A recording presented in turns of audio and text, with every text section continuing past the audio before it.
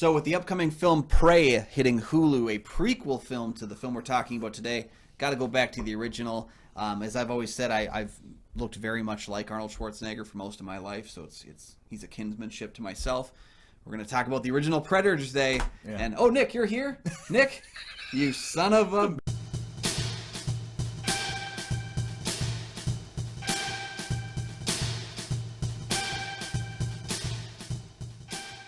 Welcome back to the show. I'm one of your hosts, Kyle Goethe from GoatFilmReviews.com. Hey, I'm Nick from the St. Paul Filmcast. Thanks for watching. Thanks for finding us. And for our loyal fans, thank you for continuing to support the show. You can follow the show on Twitter and on Instagram. We'll post our time when to ask us questions for our next Q&A. We do have a Patreon. Check that out for some great deals. We're also members of the Minnesota Film Critics Alliance. Check that website for other members' reviews as well as ours for upcoming films. Mm-hmm. Today we're going to talk about an 80s classic. Could we call it a classic? I think it's a classic 80s for some, classic. Yeah. Of course, it was usually called The Hunter, but that's too blasé. Yeah, so we'll give it another blasé title. Yeah. The Predator. The Predator. Yeah. So the original Predator, a team of tough man commandos led by Major Dutch Schaefer are being sent into Central America jungle to rescue survivors from a downed helicopter. They soon discover that they are being hunted by an unknown technologically superior being. Now, as these predators become prey, the commandos must survive until they can get to the choppa and reach rescue. Of course. Okay, before this film was a meme engine starter. I mean, it's pretty much that's what it is. You know, with the hands and the get to the chopper and catchphrases and all that stuff. The initial reaction was basically for Rocky. Mm-hmm. It started with people critiquing, like, after Rocky V, that if the next opponent has to be something from outer space to challenge Rocky after, you know, Rocky V. And somebody's like dawn on their head, how about we actually do that? It's weird because it's like an urban legend starter. No one has actually claimed the voice of I said that, but everyone says they heard it from someone else, and it's like, where did that come from? I don't know, because the film ended up being a lot more Rambo versus the aliens. But it's almost like a Rambo, and of course this is after Stallone did Over the Top, which is, I don't know, he was available. That's true.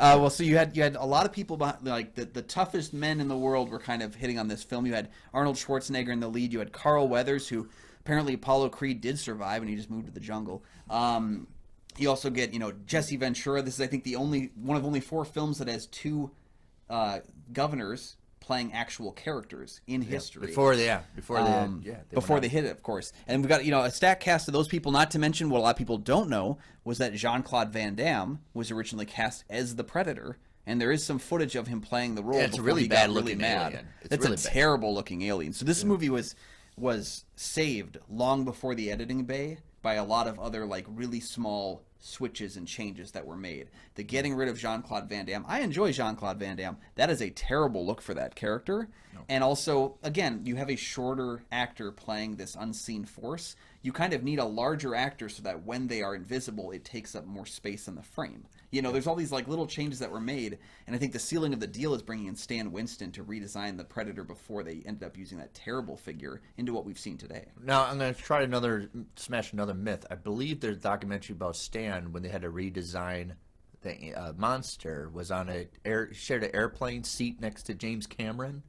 And James Cameron said, I'm always frightened of creatures with open mandibles. Oh, okay. So I think if you want to research, I think if you watch the documentary, I think Stan talked about that. James Cameron came with the concept of open mandibles for the monster, and then he worked out from there. Okay. And then it was a reptilian. When it's clever to slowly reveal, like, you don't only just get the reveal from the invisible creature to the visible creature, you also get the mask on to the mask off. Like, you're slowly revealing layers that are just more disturbing and creepy.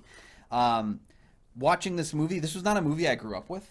Are you kidding me? Later on in life. Yeah. I was always more of an Alien guy than a Predator guy, and even though I had a lot of the Predator comic books and the AVP stuff, like, I was, like, really into that, I never ever really watched the original Predator until maybe late high school time.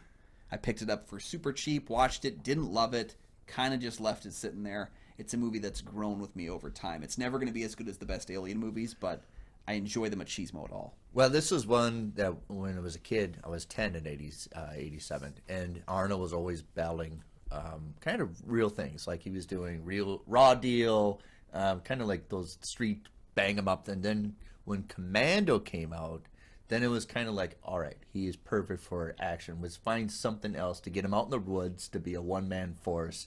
Almost like Jon Snow holding out the sword, taking on a whole army, which we would kind of appreciate. This is what Arnold's supposed to do. But then, of course, you can't just have Arnold going out in the woods by himself. You have to have some kind of engagement of a team.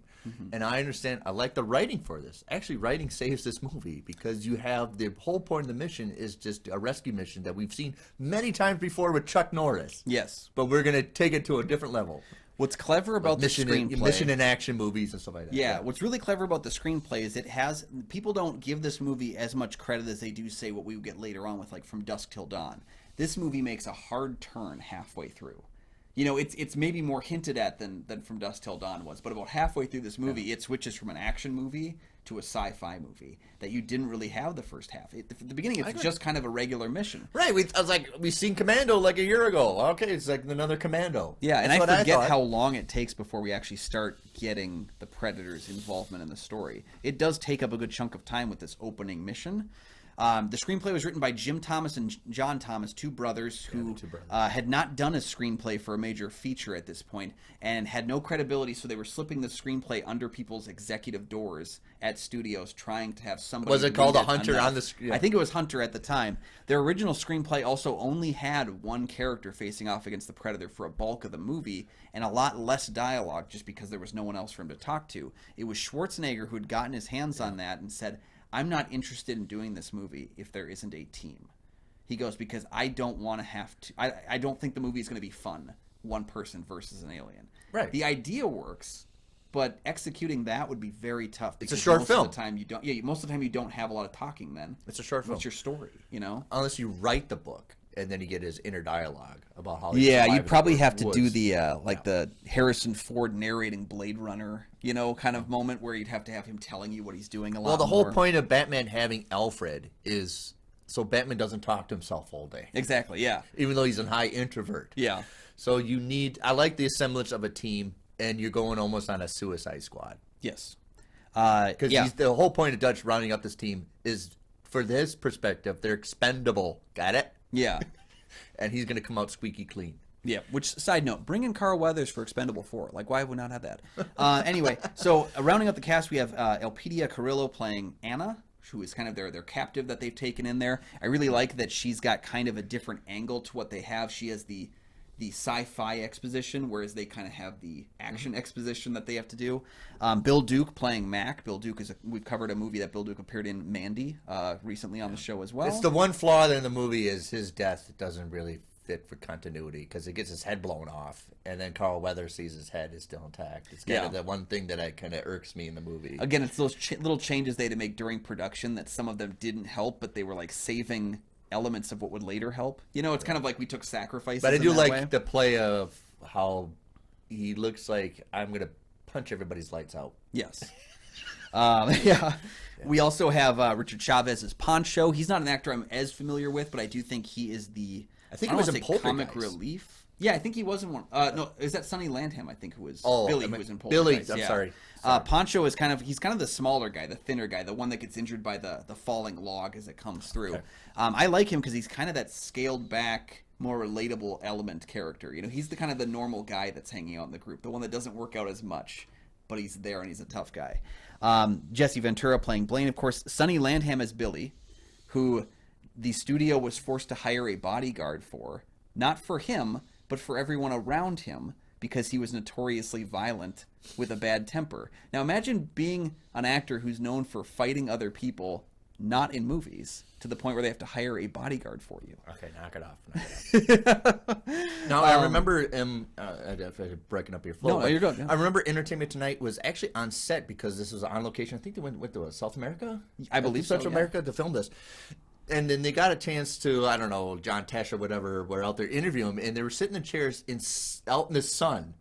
And Jesse Venture's like, well, we have to sweat for authentic of the movie. And John Tesh was right. Why don't you take a water bottle and just spray it and go? And he's like, no, we're really going authentic with this movie. And that was serious, McTiernan. Like, I want real sweat. We don't take a water bottle to your face. I want real authentic sweat. So they spent hours out in the sun to sweat, and then we start filming.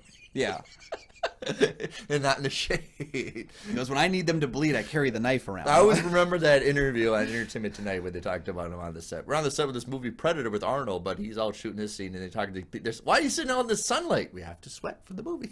What I think is so funny about it is that, yeah, there's all these ways they could have done about it, but you've got all these machismo actors that are trying to kind of be the toughest guy there. Oh, yeah. You know, reading stories of the fact that the different actors would get up slowly earlier in the morning so they could get their workout in before the other guy.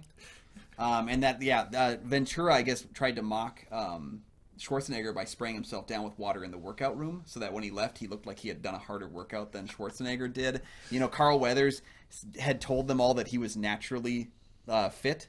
And so he had to sneak his workout in when no one else was around. Like, just the amount of machismo and infighting. But what's still ironic is I've never heard any of the stories that I would hear out of, like, Fast and the Furious where people are, like, fighting with each other constantly. These guys seemed to have a pretty good camaraderie in what was being done.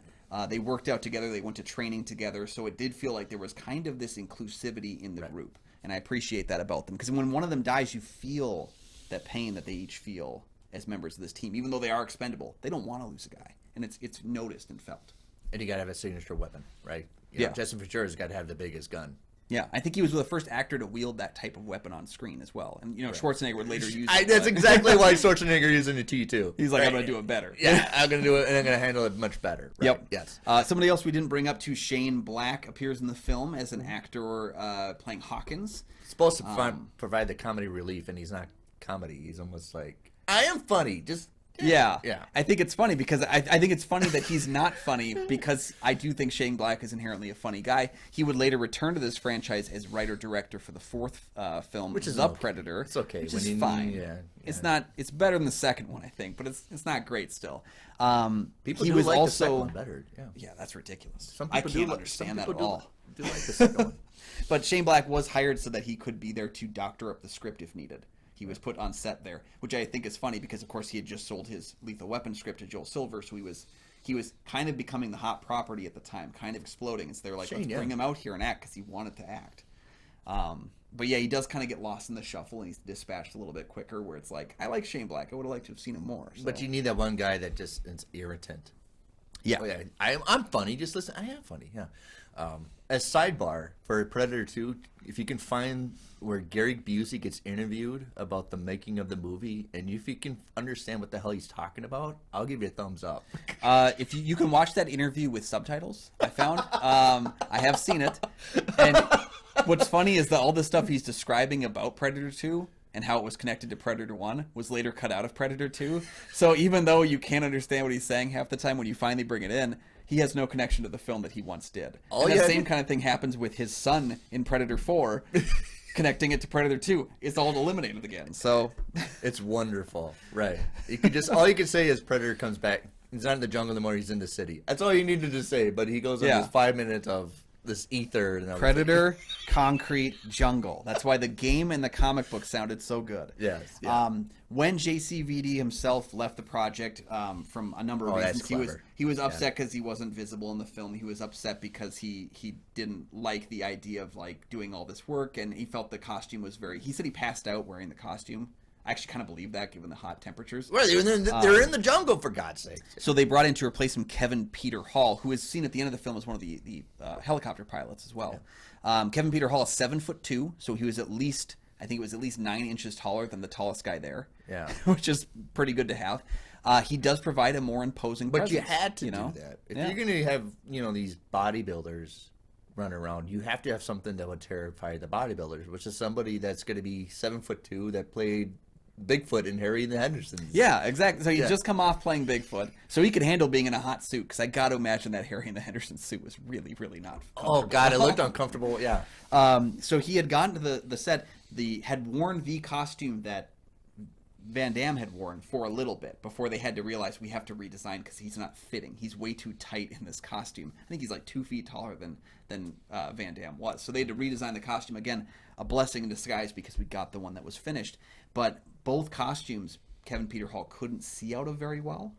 So he had to have a lot of trust in Schwarzenegger. They had to choreograph themselves very well so that they didn't hurt each other because there's rough terrain and you can't see out of it. And you got Arnold very close to punching you in the face a few times. So there was a very level-headed kind of trust between these two performers that I think you can see make the finale of the film much stronger.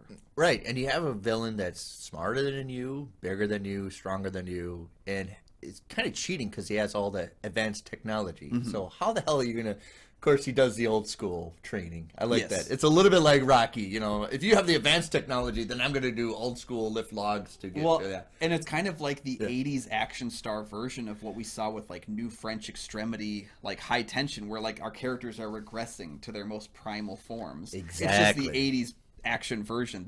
What did you say in your tweet? There was no subtlety in the 80s. No subtlety at all. Right. You know, it was there. So there had to be that, and I think that's what makes the ending so interesting. But it's also because the Predator has a code of conduct of how he's going to go. He's not going to kill someone unarmed.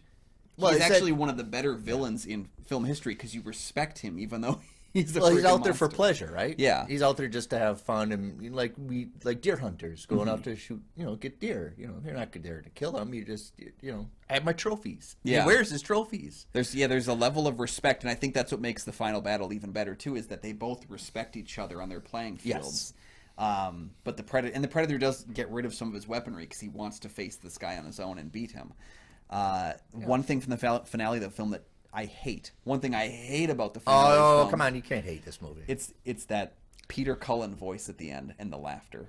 Oh, I really hate the laughter, and I'm so glad they didn't use it in the other films because it's laughably silly. It's cartoonish. You even get the mandibles kind of giggling with him. It's too. cartoonish. It doesn't work. It doesn't work. No.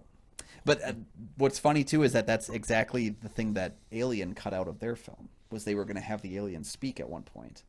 In the original cut of Alien, the original screenplay for it kills Sigourney Weaver's character at the end of the film and then speaks with her voice at the end.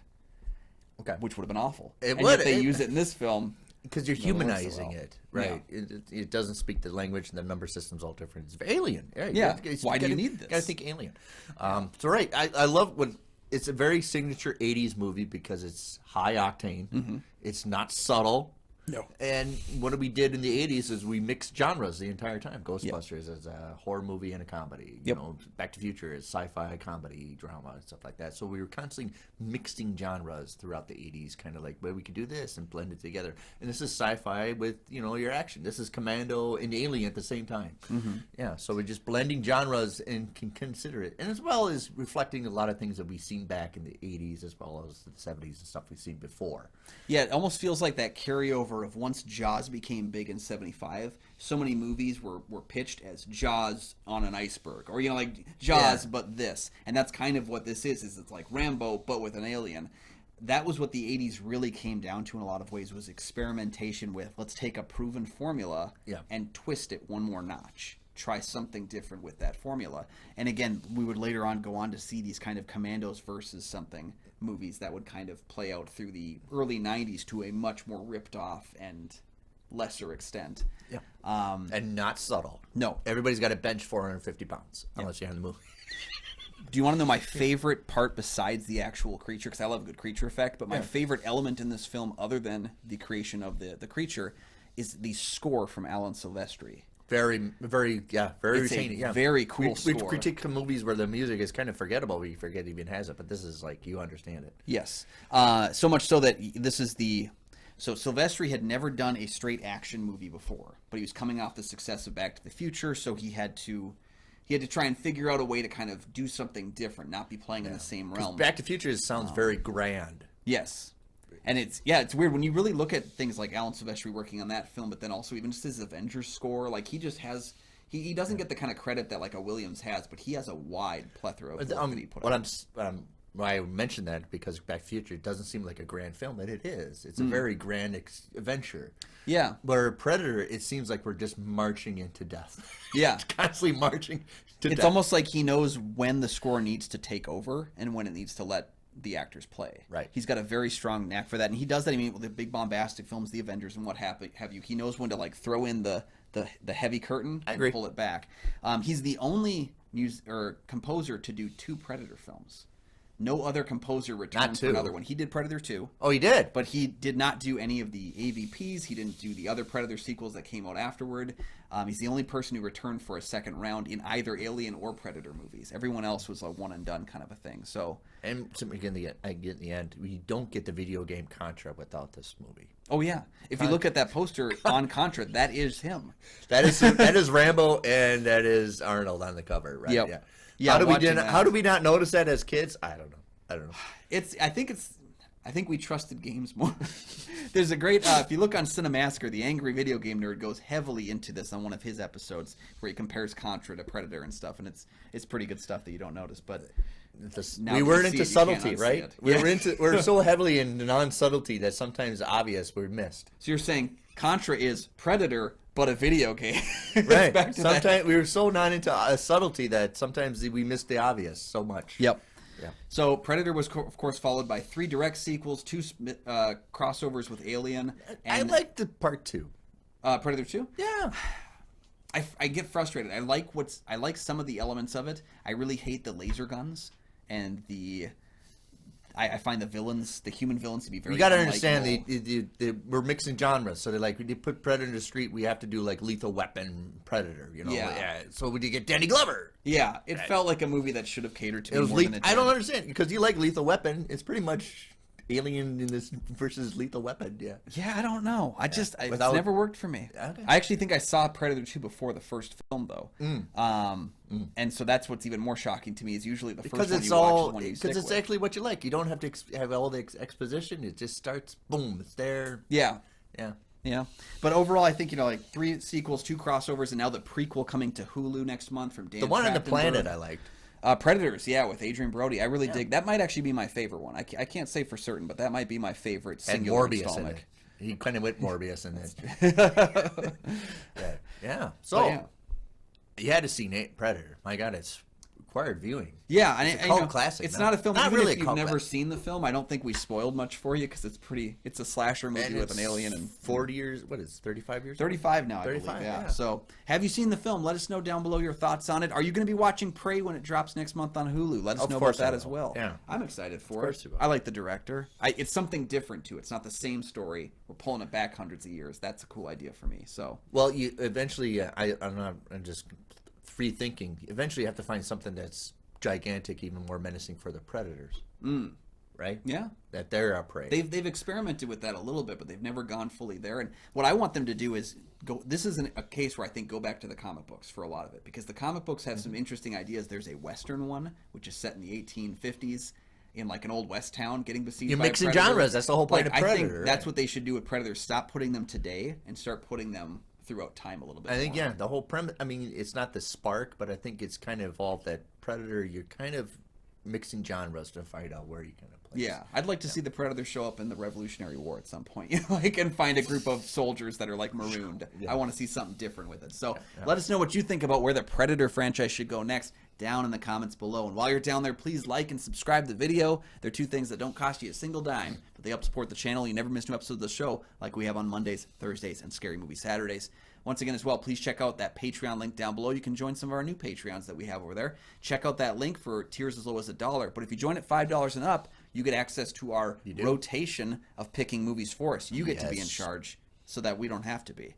But hey, if you only have enough to spare for $1 or $2, you get access to Picks with Kyle and Nick. Our upcoming Alfred Hitchcock episode is going to be on there exclusively for patrons, so check that out. And once again, you can find all my film reviews over at goatfilmreviews.com. You can find my podcast, the St. Paul Filmcast, anywhere you find podcasts. And thank God it's a radio, because you don't have to see this ugly Mother